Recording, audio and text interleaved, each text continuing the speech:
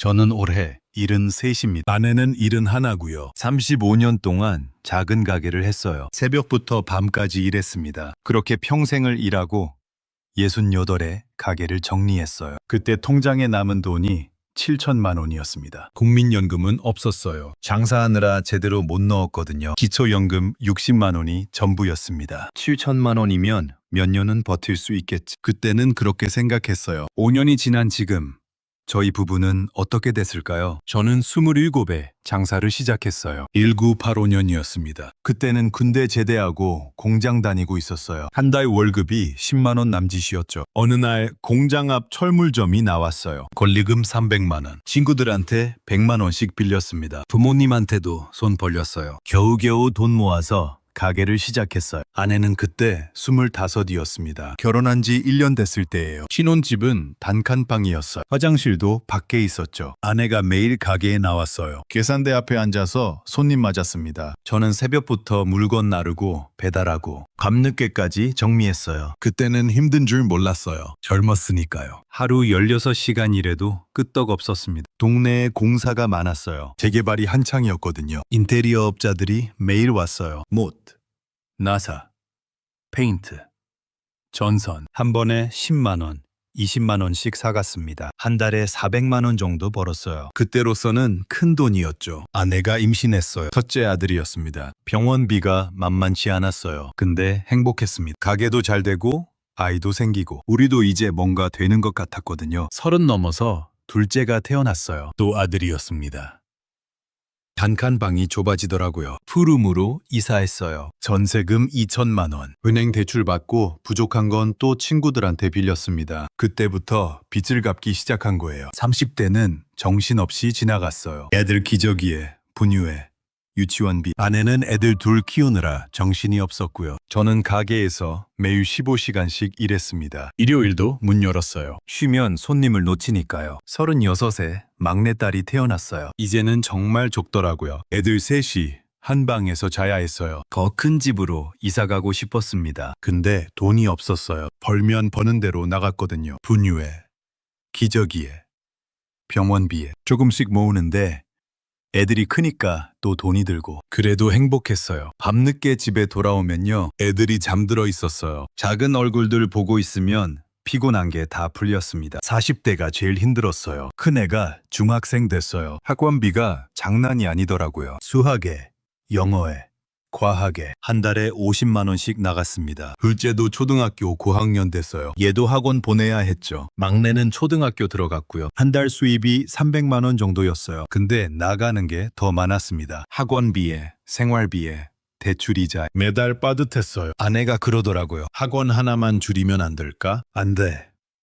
애들 공부시켜야지. 저는 그렇게 말했어요. 제가 배우지 못했거든요. 고등학교도 못 나왔어요. 그래서 애들만큼은 공부시키고 싶었습니다. 40대 내내 학원비 내느라 허덕였어요. 큰애가 고등학생 되니까 학원비가 100만 원 넘게 나갔습니다. 둘째도 중학생 되고 막내도 학원 다니고 한 달에 학원비만 200만 원 가까이 나갔어요. 거기다 고등학교 입학금에 고복에 학용품에 돈 모을 생각은 못했습니다. 그냥 버티기만 했어요. 제 나이 48 되던 해 큰애가 대학 갔어요. 등록금이 한 학기에 400만 원, 1년이면 800만 원이에요. 은행에서 학자금 대출 받았습니다. 제 이름으로요. 그때부터 대출이자가 2개가 된 거예요. 집전세 대출이랑 학자금 대출이 한 달에 이자만 30만 원씩 나갔어요. 몸이 예전 같지 않더라고요. 새벽에 일어나는 게 힘들어지기 시작했어요. 허리도 아프고 무릎도 시큰거렸죠. 근데 쉴 수가 없었어요. 애들 뒷바라지 해야 하니까요. 50대 초반에 큰애가 대학 졸업했어요. 취직은 했는데 월급이 적었어요. 학자금 대출 갚을 형편이 안 됐죠. 제가 계속 이자 내고 원금도 조금씩 갚았습니다. 둘째도 대학 갔어요. 또 학자금 대출 받았습니다. 막내딸도 고등학생 됐고요. 학원비가 제일 많이 나갈 때였어요. 50대가 제일 빡빡했습니다. 벌어도 남는 게 없었어요. 장사도 예전만 못했어요. 대형마트가 생기면서 손님이 줄기 시작했거든요. 인터넷 쇼핑도 늘어나고 한 달 매출이 200만 원, 150만 원으로 떨어졌어요. 근데 나가는 건 그대로인데 그때 국민연금을 끊었어요. 자영업자는 본인이 다 내야 하잖아요. 한 달에 15만 원 정도 나가는데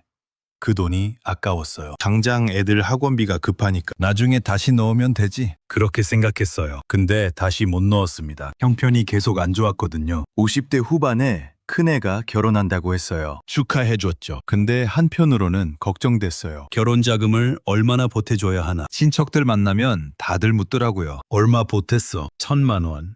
2천만 원. 그런 얘기가 나왔어요. 저는 1,000만 원 쥐어줬습니다. 은행에서 또 대출 받아서요. 둘째도 2년 뒤에 결혼했어요. 또 1,000만 원 줬습니다. 막내딸도 결혼했어요. 딸이라 더 많이 줘야 할 것 같았어요. 1,500만 원 쥐어줬습니다. 통장이 텅 비었어요. 아니, 빚만 늘었습니다. 그래도 할 도리를 다 했다고 생각했어요. 부모니까요.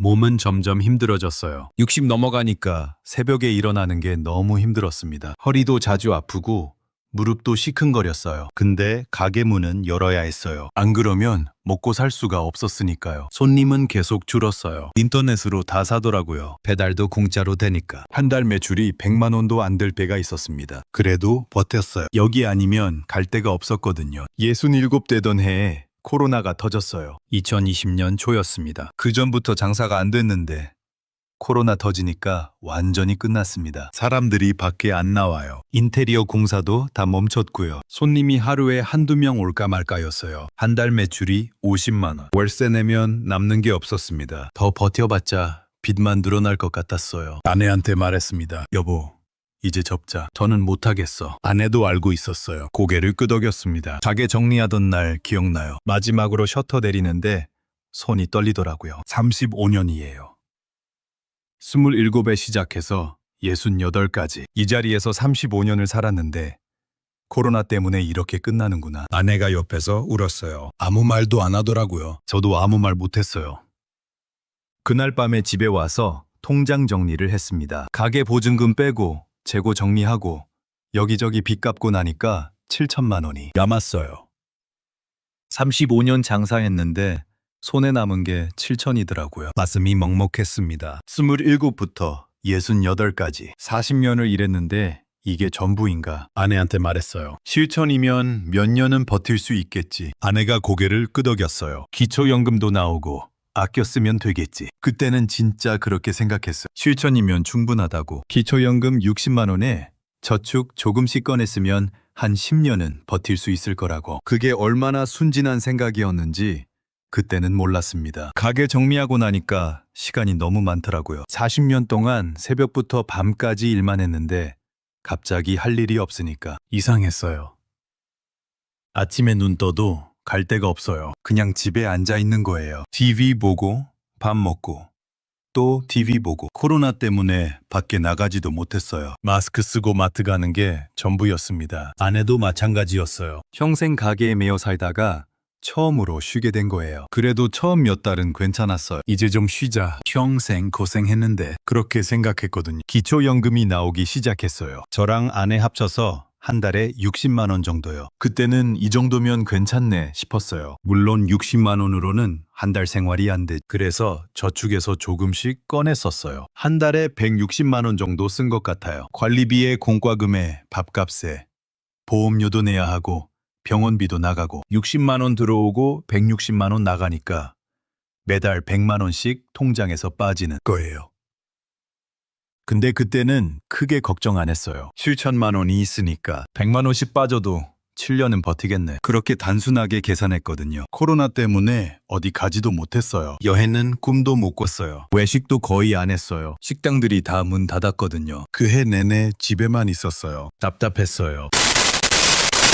어차피 집에만 있으니까 돈은 안 나가겠네. 그 해 겨울에 건강검진을 받았어요. 둘 다 나이가 있으니까 꼼꼼히 받아보자 했거든요. 국가검진은 무료인데 정밀검사는 돈이 들더라고요. 내시경에 초음파에 둘이 합쳐서 50만 원 넘게 나왔어요. 근데 그때는 건강이 먼저지 싶었어요. 아프면 돈이 더 드니까 미리 검사받는 게 낫다고 생각했거든요. 다행히 큰 이상은 없었어요. 저는 혈압이 좀 높다고 하고 아내는 무릎 연골이 닳았다고 하더라고요. 나이 들면 다 그렇다면서요. 그때부터 병원을 다니기 시작했어요. 저는 한 달에 한 번 혈압약 타러, 아내는 무릎 주사 맞으러 병원비가 매달 나가기 시작한 거예요. 둘이 합쳐서 7, 8만 원 정도. 많지는 않아요.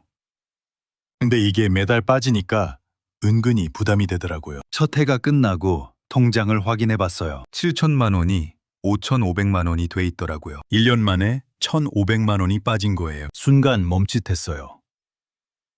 이렇게 많이 빠졌나? 분명히 아꼈거든요. 여행도 안 갔어요. 외식도 거의 안 했어요. 코로나 때문에 집에만 있었어요. 근데 1,500만 원이 없어진 거예요. 아내한테 말했어요. 여보, 우리 돈이 생각보다 빨리 빠지네. 아내도 놀라더라고요. 어머, 벌써 그렇게 빠졌어? 우리 별로 안 쓴 것 같은데. 그때 처음으로 무서웠어요. 별로 안 쓴 것 같은데 돈이 빠지는 거예요. 특별히 뭘 한 것도 없는데 그냥 살기만 했는데 그게 더 무섭더라고요. 2년 차부터는 달랐습니다. 통장 잔고가 눈에 보이게 줄어들기 시작했어요. 제일 먼저 느낀 게 병원비였어요. 저는 혈압약을 먹기 시작했거든요. 한 달에 한 번 병원 가서 약 타오는데 진료비에 약값까지 하면 3만 원 정도 나가요. 아내는 무릎이 안 좋아요. 주사 맞으러 2주에 한 번씩 가요. 한 번에 2만 원씩 나갑니다. 그것만 해도 한 달에 7, 8만 원이에요. 1년이면 거의 100만 원 가까이 되더라고요. 근데 이게 끝이 아니에요. 나이 들면 여기저기 아프잖아요. 어느 날 갑자기 이가 아팠어요. 치과 갔더니 임플란트 해야 한다고 하더라고요. 이번이 세 번째라서 이제는 보험이 안 된대요. 하나에 150만 원이래요. 좀 깎아주세요 했더니 어르신, 이게 최저가예요. 그러더라고요. 150만 원. 한 달 생활비랑 맞먹는 돈이에요. 근데 이 안 하고 살 수는 없잖아요. 결국 했습니다. 경조사비도 만만치 않았어요. 나이 들면 경조사가 줄어들 줄 알았어요. 근데 아니더라고요. 오히려 더 늘어요. 친구 아내가 죽고 형제 자식들 결혼하고 동네 지인들 환갑 칠순 잔치하고 한 번 나가면 10만 원, 20만 원씩 들어요. 우리도 형편이 어려운데 좀 적게 내자 하면 아내가 그래요. 여보, 그동안 우리도 다 받았잖아. 체면이 있지. 맞는 말이에요. 우리 애들 결혼할 때 다 받았거든요. 이제 갚아야 할 때가 된 거예요. 근데 그게 한두 번이 아니에요. 한 달에 두세 번씩 있을 때도 있어요. 그러면 30만 원, 40만 원이 훅 나가요. 난방비도 무서웠어요. 우리 집이 오래된 아파트거든요. 단열이 잘 안 돼요. 겨울에 보일러 틀면 가스비가 장난이 아니에요. 첫 겨울에 가스비 고지서 보고 깜짝 놀랐어요. 한 달에 25만 원이 나온 거예요. 이게 말이 돼? 아내한테 물었더니 어쩔 수 없지. 추운데. 그래서 2년 차 겨울부터는 아꼈어요. 낮에는 보일러 끄고 옷을 덮고 있었어요. 밤에만 살짝 틀고. 그래도 20만 원 가까이 나오더라고요. 여름에는 또 에어컨 때문에 전기세가 올라가고. 2년 차 끝나고 통장을 확인했어요. 5,500만 원이 3,800만 원이 돼 있었어요. 1년 만에 1,700만 원이 빠진 거예요. 첫 해보다 더 많이 빠졌어요. 손이 떨리더라고요. 계산기를 두드려 봤어요. 이 속도면 2년 뒤에는 바닥이에요. 기초연금 60만 원만으로는 절대 못 살아요. 그날 밤에 잠이 안 왔어요. 천장만 보면서 생각했어요. 어떡하지? 돈이 다 떨어지면 어떡하지? 애들한테 손 벌려야 하나? 그때부터 통장 확인하는 게 무서워지더라고요. 예전에는 그냥 봤어요. 얼마 있나? 얼마 빠졌나? 별 생각 없이 확인했거든요. 근데 이제는 달라요. 통장 볼 때마다 가슴이 철렁해요. 또 얼마나 줄었을까? 이번 달은 얼마나 빠졌을까? 보기 싫어서 안 보게 되더라고요. 한 달에 한 번만 봤어요. 그것도 눈치를 끈 감고. 아내한테는 말 못했어요. 괜히 걱정시키기 싫었거든요. 근데 아내도 눈치를 챘나 봐요. 어느 날 저녁에 그러더라고요. 여보, 우리 돈 많이 빠졌지? 나도 알아. 장 볼 때마다 느껴. 그날 처음으로 솔직하게 얘기했어요. 통장에 얼마나 남았는지, 이 속도면 얼마나 버틸 수 있는지. 아내가 한참 아무 말 없더니 어떡하지 여보? 그러더라고요.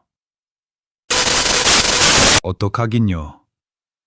저도 모르겠는데 3년 차가 되니까 더 심해졌어요. 아끼고 아껴도 돈이 빠져요. 밥은 먹어야 하고 병원은 가야 하고 공과금은 내야 하고 줄일 데가 없어요. 이미 다 줄였거든요. 고기는 한 달에 한두 번만 먹었어요. 외식은 거의 안 했어요. 아내가 좋아하는 커피도 끊었어요. 그래도 돈이 빠져요. 물가는 오르는데 수입은 그대로니까요. 3년 차 끝나고 통장을 봤어요. 2천만 원 초반이었어요. 3년 만에 7천이 2천이 된 거예요. 5천만 원이 사라졌어요. 머릿속이 하얘지더라고요. 이러다 진짜 바닥나겠구나. 그 생각밖에 안 들었어요. 통장에 2천만 원 남았을 때 제일 먼저 든 생각이 뭔지 아세요? 애들한테는 말하지 말자. 그 생각이었어요. 자식이 셋이에요. 큰아들은 서울에서 회사 다니고 둘째 아들은 경기도에서 작은 사업하고 막내딸은 부산에서 시집가서 살아요. 다들 자기 살림하느라 바빠요. 한 달에 한 번 전화 오면 다행이에요. 명절 때나 얼굴 보고 전화 올 때마다 물어요. 아버지 건강하시냐고, 어머니는 어떠시냐고. 저는 항상 똑같이 대답했어요. 잘 지낸다고. 걱정 말라고. 돈 얘기는 한 번도 안 했어요. 왜 말 못했냐고요? 자존심이에요. 평생 가장으로 살았거든요. 애들 어렸을 때는 제가 다 벌었어요. 학교 보내고 학원 보내고 대학 등록금 내고 결혼 자금 보태주고 한 번도 손 벌린 적 없어요. 오히려 제가 항상 주는 쪽이었어요. 근데 이제 와서 돈이 없다고 도와달라고. 그 말을 어떻게 해요? 입이 안 떨어지더라고요. 결국 결정을 내렸습니다. 집을 줄이기로요. 우리 집은 자가거든요. 30년 전에 샀어요. 그때는 진짜 무리했죠. 대출 받고 전세 끼고 겨우겨우 마련한 집이에요. 20평대 아파트입니다. 크지는 않아요. 근데 우리한테는 전부였죠. 애들 셋 다 이 집에서 컸어요. 결혼할 때까지 여기서 살았고요. 온 가족 추억이 다 담긴 집인 거예요. 아내가 먼저 말을 꺼냈어요. 집을 줄이자. 이 집 팔고 작은 전세로 가면 차액으로 1억 정도 남는다고요. 그 돈이면 한동안 버틸 수 있다고. 아내가 먼저 꺼낸 겁니다. 저는 차마 못 꺼냈거든요. 가슴이 먹먹했어요. 30년을 산 집인데, 평생 일해서 마련한 집인데, 근데 달리 방법이 없잖아요. 이대로 가다가는 진짜 굶게 생겼으니까 집을 내놓았습니다. 부동산에 가서 얘기했어요. 급하게 팔아야 한다고요. 부동산 사장이 그러더라고요. 금매로 내놓으면 좀 깎인다고. 그래도 괜찮겠냐고요. 괜찮을 리가 있나요? 평생 모은 건데. 근데 어쩔 수 없었죠. 2달 정도 걸렸어요. 생각보다 빨리 팔렸습니다. 금매라 그랬나 봐요. 새 집을 알아봤어요. 작은 전세요. 15평짜리 빌라. 여기서 멀어요.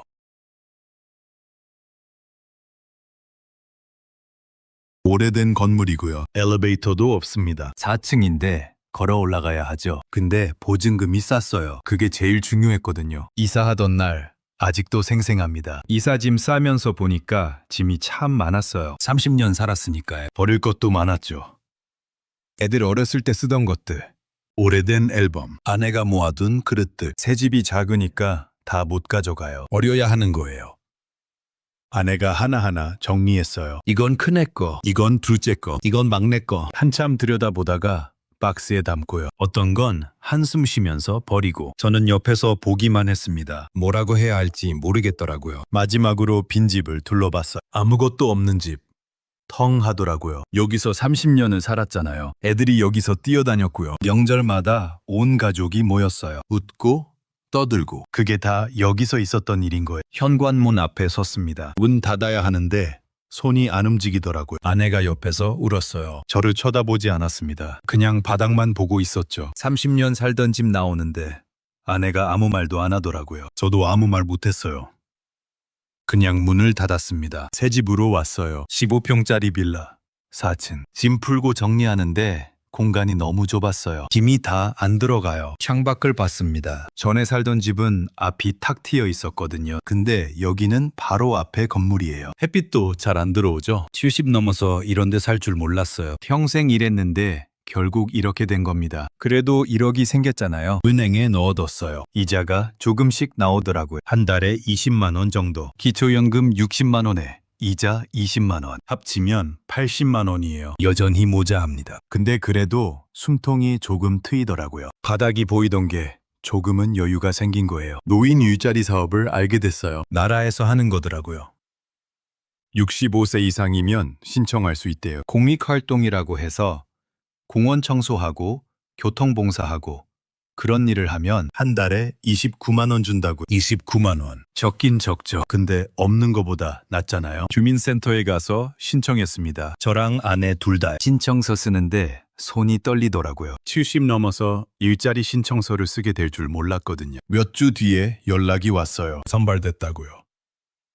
저랑 아내 둘 다 솔직히 기뻤어요. 돈이 생기니까요. 근데 한편으로는 씁쓸했습니다. 평생 가장으로 살았는데 남 밑에서 일해본 적 없는데 이 나이에 29만 원 받으러 일 나가는 거잖아요. 첫 출근 날 새벽 6시에 일어났어요. 40년 장사할 때도 새벽에 일어났거든요. 근데 그때랑은 기분이 다르더라고요. 내 가게 나가는 거랑 난 밑에서 일하러 가는 거라 조끼 입고 모자 쓰고 나갔습니다. 공원 청소가 제 일이었어요. 빗자루 들고 낙엽 쓸고 쓰레기 줍고 하루 3시간 일에 한 달에 열흘. 그러면 29만 원 받는 겁니다. 체력이 안 되더라고요. 3시간이 그렇게 기울 줄 몰랐어요. 빗자루질 1시간 하면 허리가 아파요. 쪼그려 앉아서 쓰레기 줍다 보면 무릎이 시큰거리고요. 젊었을 때는 하루 종일 일해도 괜찮았거든요. 가게에서 물건 나르고 배달하고 그래도 끄떡 없었어요. 근데 70 넘으니까 다르더라고요. 몸이 안 따라줘요. 집에 오면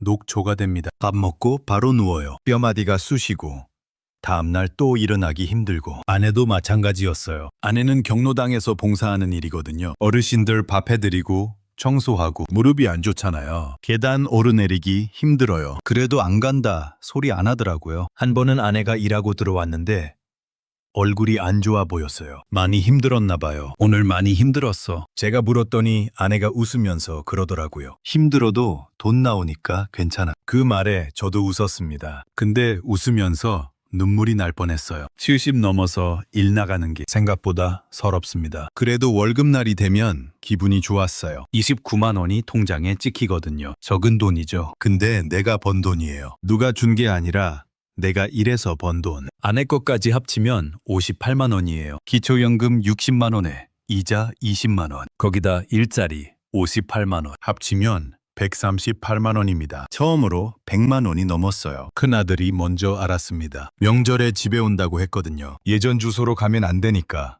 이사했다고 말할 수밖에 없었어요. 전화로 얘기했습니다. 아버지, 왜 이사하셨어요? 뭐라고 해야 할지 모르겠더라고요. 한참 말이 안 나왔습니다. 거짓말할 수가 없었어요. 그래서 솔직하게 말했습니다. 돈이 바닥나서 집 줄였다고. 작은 전세로 옮겼다고요. 전화기 넘어 숨소리가 들렸어요. 큰아들이 한참 아무 말 없더니 왜 말씀 안 하셨어요? 그러더라고요.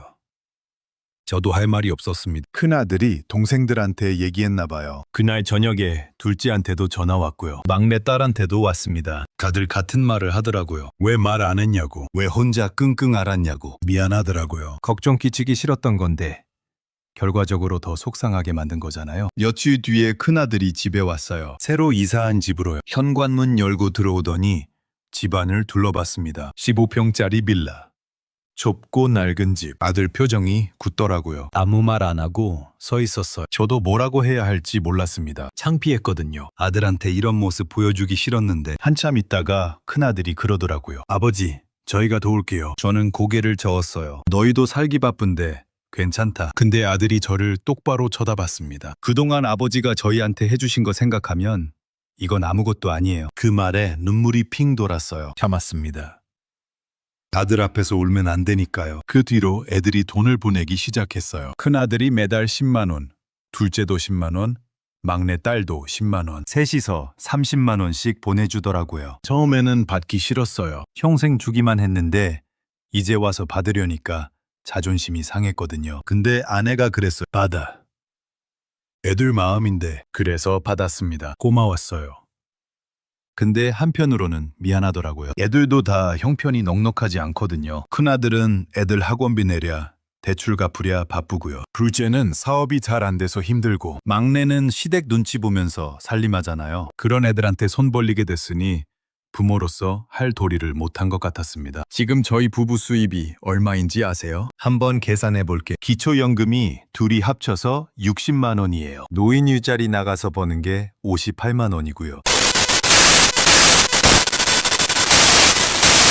다 합치면 138만 원, 대충 140만 원이에요. 140만 원으로 둘이 삽니다. 많다고요. 한번 써볼게요. 관리비 15만 원, 전기세, 가스비 합쳐서 10만 원, 통신비 5만 원, 건강보험에 실손보험까지 20만 원. 여기까지가 50만 원이에요. 손도 안 댔는데 50만 원이 나가는 거죠. 남은 돈 90만 원. 이걸로 한 달을 먹고 살아야 합니다. 식비가 제일 커요. 아무리 아껴도 40만 원은 들어요. 장 보러 가면요. 가격표부터 봐요. 예전에는 먹고 싶은 거 샀거든요. 고기 먹고 싶으면 고기 사고, 과일 먹고 싶으면 과일 사고. 지금은 달라요. 할인하는 것만 사요. 유통기한 임박 상품 있잖아요. 그거 위주로 삽니다. 고기는 한 달에 2-3번 먹을까요? 그것도 삼겹살 같은 비싼 거 말고 닭고기나 돼지 앞다리살, 싼 거로 사요. 과일은 거의 안 사요. 비싸거든. 사과 한 봉지에 10,000원이 넘잖아요. 그 돈이면 반찬거리 사는 게 낫죠. 병원비가 매달 나가요. 저는 혈압약, 아내는 무릎 주사. 이것만 해도 한 달에 7, 8만 원 나가거든요. 근데 이건 기본이에요. 갑자기 아프면 더 들잖아요. 지난달에 아내가 감기 걸렸어요. 병원 가고 약 타니까 3만 원 나왔습니다. 일주일 알았어요. 이게 큰 병이었으면 어땠을까요? 생각만 해도 아찔하더라고요. 경조사는 줄였어요. 안 갈 수는 없으니까 가긴 가는데 금액을 줄인 거죠. 예전에는 10만 원, 20만 원 냈거든요. 지금은 5만 원. 많이 가까운 사이면 10만 원. 그래도 한 달에 한두 번은 있어요. 그러면 10만 원, 15만 원이 나가는 거예요. 아끼고 아껴도 이건 어쩔 수 없더라고요. 다 합쳐볼게요. 고정비 50만 원, 식비 40만 원, 생필품 20만 원, 병원비 8만 원, 경조사 10만 원, 교통비 5만 원. 합치면 133만 원이에요. 수입이 140이니까 남는 게 7만 원이에요. 근데요, 이건 경조사 적은 달 얘기예요. 결혼식 2번 겹치면, 장례식까지 있으면 그 달은 바로 적자예요. 병원비 크게 나가는 달도 마찬가지고요. 아내가 가계부를 써요. 매일 쓴 돈 적어두거든요. 한 달 끝나고 보면 빠듯해요. 남는 달도 있고 적자인 달도 있어요. 평균 내면 거의 안 남아요. 아내가 그러더라고요. 150만 원만 있으면 좀 숨통이 트일 텐데. 맞는 말이에요. 140만 원이랑 150만 원, 10만 원 차이인데 그 10만 원이 없어서 항상 빠듯한 거예요. 애들이 보내주는 30만 원 있잖아요. 그거 쓰면 170만 원이 되거든요. 그러면 여유가 생기죠. 근데 저는 안 써요. 그 돈은 비상금이에요. 아내도 동의했습니다. 급할 때 쓰자고. 병원비 크게 나가거나 진짜 어쩔 수 없을 때. 그래서 그 30만 원은 매달 통장에 모아두고 있어요. 지금까지 한 번도 안 건드렸습니다. 그게 있으니까 조금은 마음이 놓여요. 진짜 급할 때 쓸 돈이 있다는 게 그게 얼마나 큰 위안인지 몰라요. 140만 원으로 살면요, 여유가 없어요.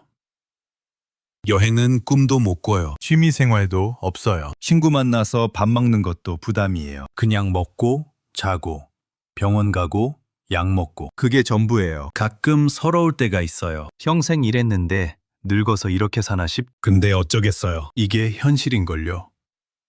제가 왜 이 얘기를 하냐면요, 연금 없이 노후 보내려면 진짜 힘들어요. 저희는 그나마 나은 편이에요. 집이라도 있었으니까 줄여서 돈 만들었잖아요. 자식들이 도와주기도 하고요. 근데 이것도 없으면요, 어떻게 살아요? 기초연금 60만 원. 이걸로 어떻게 삽니까? 한 달 관리비에 공과금 내면 끝이에요. 그래서 말씀드리고 싶어요. 월 150만 원은 있어야 합니다. 최소한 150이요. 그래야 밥 먹고 병원 가고 공과금 내고 겨우겨우 살 수 있어요. 140도 부족해요. 저희가 지금 140인데 매달 쪼들리거든요. 여유 있게 살려면 180, 200은 있어야 해요. 근데 그게 안 되면 최소 150이요. 연금으로 150이 안 되면 일을 해야 하고 집을 줄여야 하고 자식한테 손 벌려야 합니다. 저처럼요.